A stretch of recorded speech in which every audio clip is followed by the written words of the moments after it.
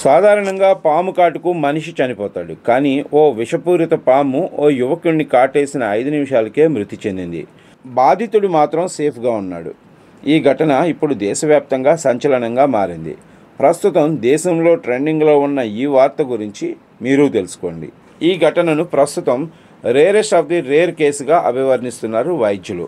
ఓ యువకుడిని కాటేసిన విషపూరితమైన పాము 5 నిమిషాలకే చనిపోయింది. బాధితుడికి మాత్రం ఏమీ కాలేదు. ఈ షాకింగ్ ఘటన మధ్యప్రదేశ్లోని భూపాల్లోని బాలాఘాట్ జిల్లాలో జరిగింది.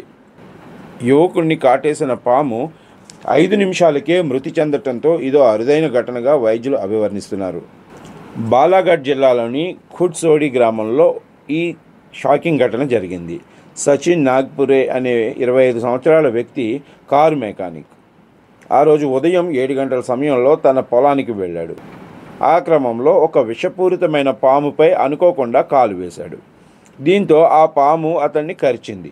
అయితే ఆ యువకుడిని కరిచిన 5 నిమిషాలకే పాము మృతి చెందింది. బాధితుడికి మాత్రం ఏమీ కాలేదు. దీంతో వైద్యులు తలపట్టుకుంటున్నారు. అయితే ఇదే విషయంపై సచిన్ మాట్లాడుతూ తాను గత 7-8 ఏళ్లుగా ఆయుర్వేద వనమూలికలతో పళ్ళు తోముకుంటున్నానని, అందుకే తన రక్తం విషాన్ని తీసుకోకుండా ఉందని, పాము మరణించిందని చెప్పుకొచ్చాడు.